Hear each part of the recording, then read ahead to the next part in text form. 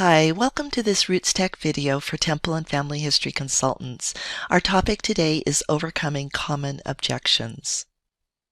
Have you faced this challenge as a consultant? You're ready and willing to help, but people often raise the same objections. How do you respond? The two most common objections that you're likely to get are, "My family history is all done," or "I don't have the time." So we'll talk about each of these objections, but before we do that, let's talk about some general advice. First of all, it's important to be a genuine friend apart from family history. If people feel that you're only interested in them to do family history, that can actually be a roadblock to getting involved. Also, be enthusiastic without being pushy. None of us like to feel pressured. So if you can be joyful and enthusiastic without pressuring people, that will go a long way. And then finally, give up resentment if necessary. That advice may not apply to you, but if it does, it's important to try your best to get rid of that resentment. As consultants, sometimes we feel very disappointed when we approach people repeatedly asking to help them and they turn us down. That can lead to resentment. So do your best to let go of that, and it will help you be more effective as a consultant. Here's some more general advice. Remember that when we work with people, the goal isn't just to get them to do something, just anything random. That's not the best goal for helping people with family history. Rather, the goal is to help them feel the spirit and want to participate regularly. So keep that in mind as you're overcoming these objections. One thing that I love that has helped me to overcome objections in my ward and stake is to do discovery experience demos. So you can do those in Relief Society or Elders Quorum or youth classes. Basically, they will invite the spirit and they will encourage and motivate people. If you're not familiar with the discovery experience, it's a spirit-led experience prepared ahead of time that helps an individual or family get to know their family better, to connect with them in some way. What I do when I do these in classes is I will talk to a ward member ahead of time. I'll ask their family history goal, and then I'll prepare an experience that will help meet that goal. Then in the classroom, I do make sure that they're willing to do this in front of a class. So then in the classroom, we'll set up a table at the front of the class, and then we will sit there facing the class, and the person that I'm helping will have their laptop. We'll cable the laptop to a big screen TV so that everybody can see what we're doing. This has been absolutely powerful because people are able to see that not only is a discovery experience fun and low pressure, but it invites the spirit and it's easy. They get to see how simple it is to make progress on their temple and family history work. So the discovery experience demos have been wonderful to show people the joy of family history. And then afterwards, we will send around a sign-up sheet asking ward members if they would like a similar experience. And we have had a lot of people sign up that way. Okay, let's get to the objections then. When someone says, "My family history is all done," fortunately, that will never be true. In the 15 years that I've served as a consultant in multiple wards and stakes, I have never found somebody whose family history was actually all done. So the reasons for that, and you don't necessarily need to say this to the person you're helping, but I share this with you as a consultant for your knowledge. One reason that's not true, that someone's family history is all done, is that new records become available all the time. So if somebody worked on their family history and found everything available 5 years ago, there's probably more available now. Another reason people's family history is not not all done is that people are passing the 110-year mark all the time.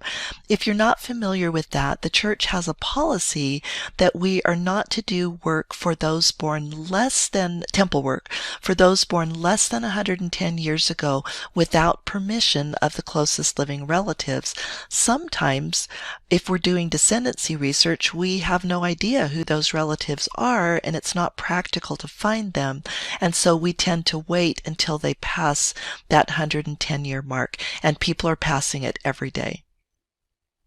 Also, a lot of people are not aware that they can do descendancy research, which is finding an ancestor and then tracing all their descendants.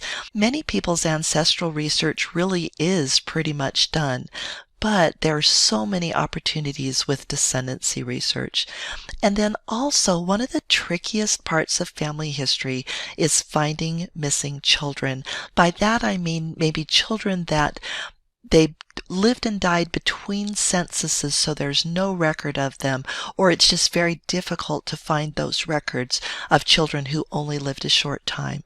Finding those missing children is a great way to help people even make more progress on their family history, even if they think it's all done. So when somebody says, "My family history is all done," here are a couple of ideas for responding. You could say, "We may still be able to find missing people. Is it okay if I look at your tree?" And usually people are willing to at least let you look. They may not believe that you'll find something, but they'll at least let you look. And in my experience with prayer and with the guidance of the Spirit, I've been able to find people that they can add to family tree even when they think their work is all done. You can also try and approach it a different way. Maybe they aren't interested in doing research or finding missing people on their tree. Maybe they'd enjoy hearing family stories, and in just a minute we'll show you a link that makes that really easy.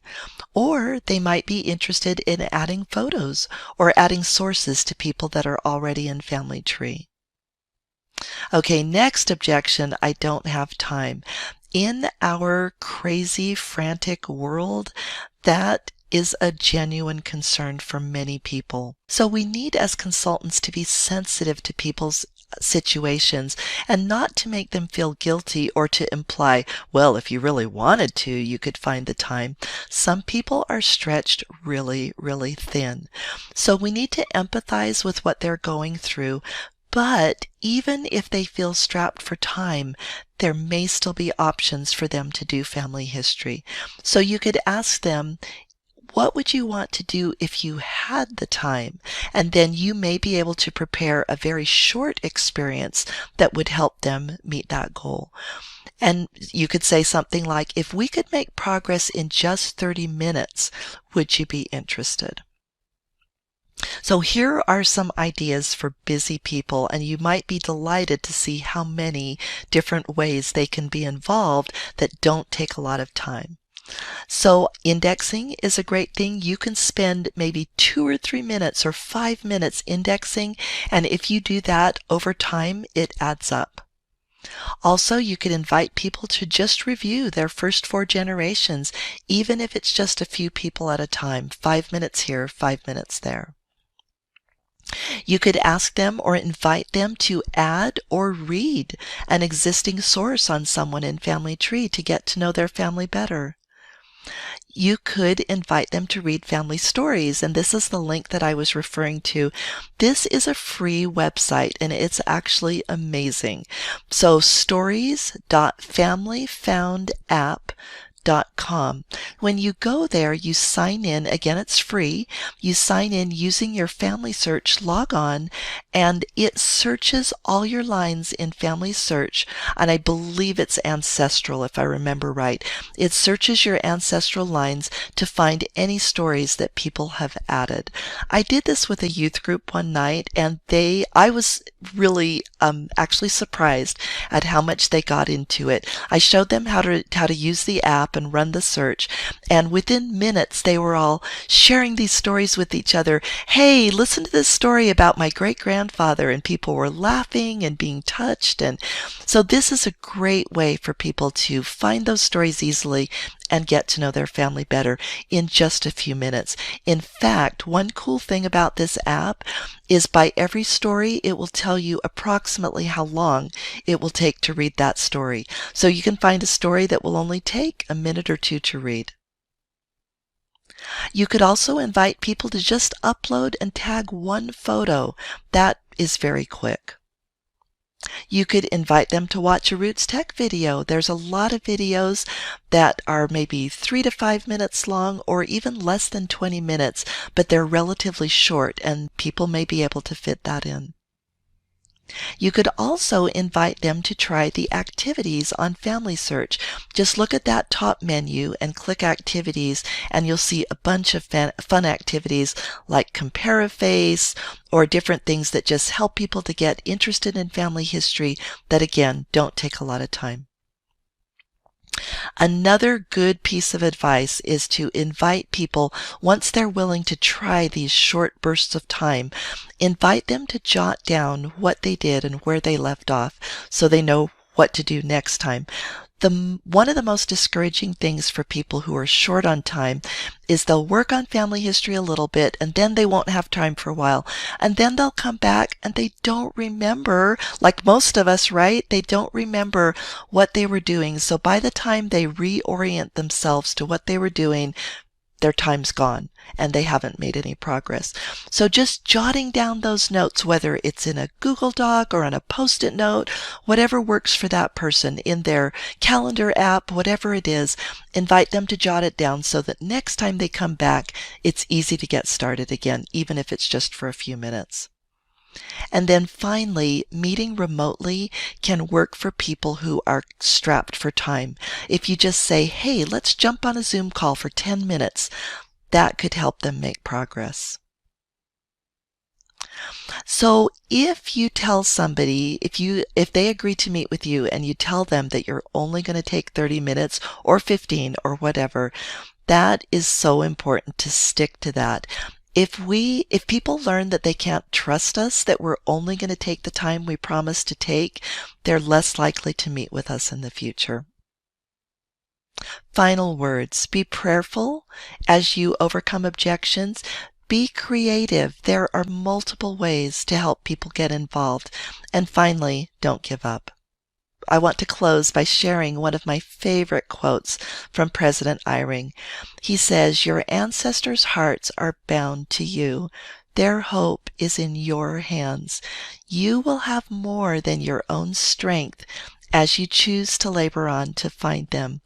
This promise applies to those who feel like their work is all done or feel like they don't have the time.